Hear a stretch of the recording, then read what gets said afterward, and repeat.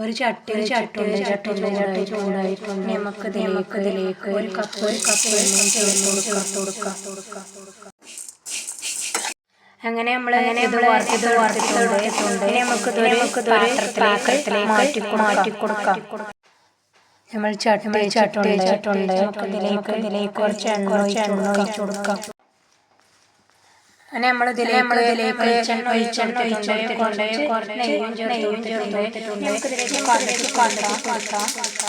നമുക്കിതിലേക്ക് സവാള ചേർത്ത് കൊടുക്കാം. 2 പച്ചമുളക്, ചെറിയ കഷ്ണം ഇഞ്ചി, പിന്നെ ഒരു ക്യാരറ്റ്, 2-3 കറിവേപ്പില. ക്യാരറ്റ് വാടി വന്നിട്ടുണ്ട്. ഇതിലേക്ക്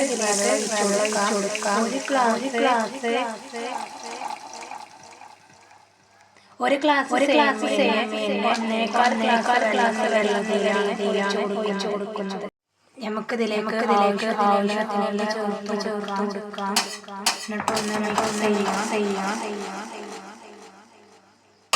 വെള്ളം തിളച്ചു വന്നിട്ടുണ്ട്. നമുക്ക് ചേർത്ത് കൊടുക്കാം.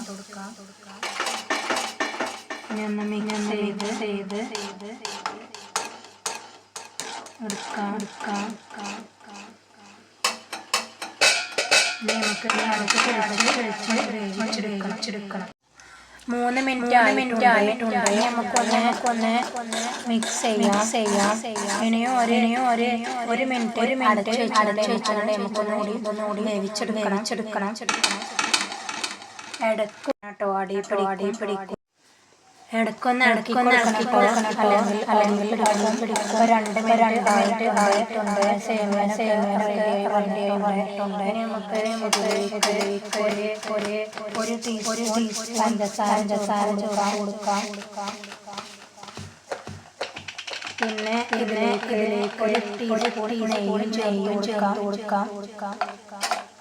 എന്നിട്ടൊന്ന് മിക്സ് ചെയ്തെടുക്കാം. നമുക്ക് തീ ഓഫ് ചെയ്യാം. തീ ഓഫ് ചെയ്തതിന് ശേഷം ഒരു 5 മിനിറ്റ് അടച്ച് വെച്ചുകൊണ്ട് കഴിഞ്ഞതിന് ശേഷം നമ്മൾ നോക്കാം. 5 മിനിറ്റിന് ശേഷം തുറന്ന് മിക്സ് ചെയ്ത് അങ്ങനെ നമ്മുടെ സേമിയ ഉപ്പുമാവ് റെഡി ആയിട്ടുണ്ട്.